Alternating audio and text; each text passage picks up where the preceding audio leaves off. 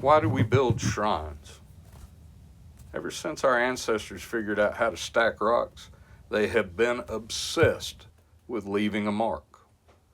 A place to leave burnt offerings and a sign that, hey, I was here and I was important.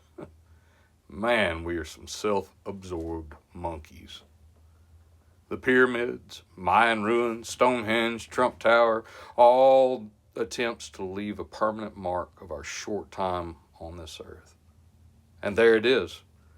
I've answered my own question. We build our shrines for immortality. To pass down to people of the future a message of just how freaking cool we were. I guess that's really all songs are too.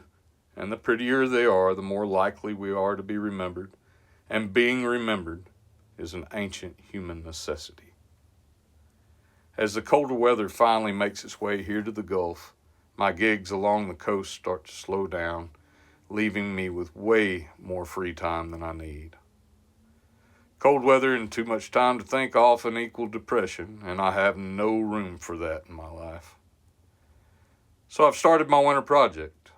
You guessed it. Build a shrine. I'm not really sure what I'm trying to do with this. I guess I'm just making a temporary place to set up shop, share some stories and songs. Maybe the kids will be interested in this later. Probably not. Either way, I'm scratching some ancient human itch. So here it is, a shrine to me. God, that sounds conceited. I really don't have many worldly possessions left to display in my shrine. Things have lost their value the older I've gotten, and I hold very few things precious. I'll probably add a few things as I go, but I have a cedar Arkansas steak cut out from a good friend, a birdhouse commissioned by Abby and built by another buddy, a ball of copper wire to remind myself of my humble origins, an old funky cabinet with candles of St. John Prime, a spear gun I won with my Uncle Greg in a tournament, some offerings to burn, and pictures of the greatest of all my creations, my 4 beautiful children.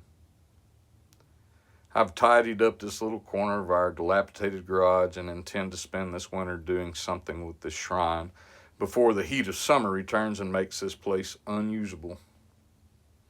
I do feel a little awkward making this all about me.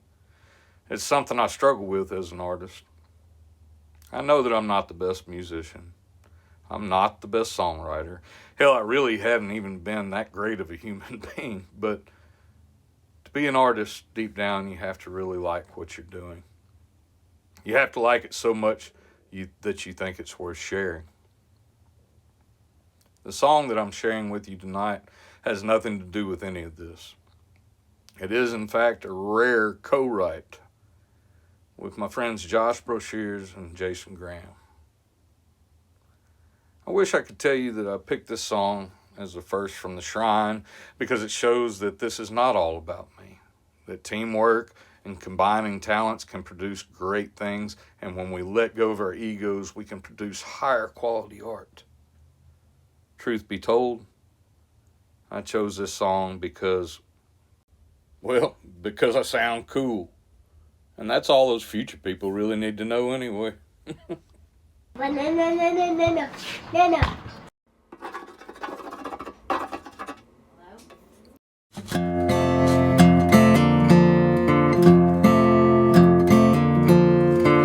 Dollars on the ceiling, bottles on the floor.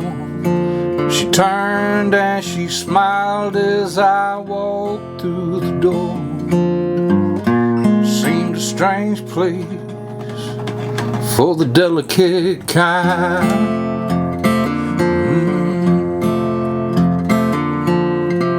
Hung over as hell and stone, clean out of my mind.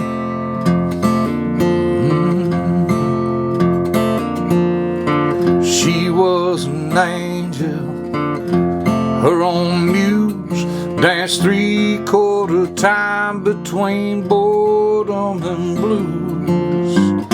She'd shoot 'em all down without losing her cool.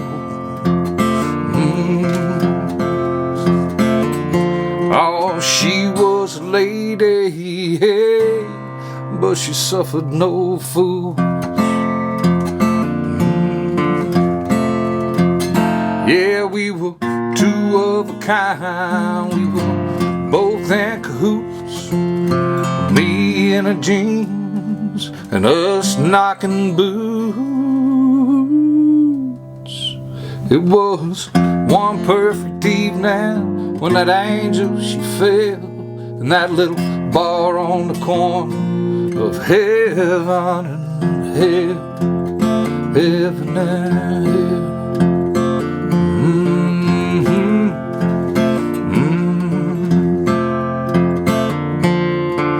Her scent forever stuck in my nose, and I think of her figure wherever I go.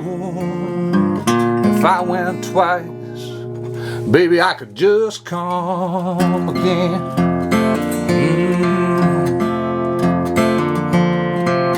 It's any old place that my lady was in. You call her lady, or I'll cut you right now. It's not often we get proper ladies around. This is purgatory, my friend. If you couldn't tell, it's a little bar on the corner of heaven and hell, heaven and hell.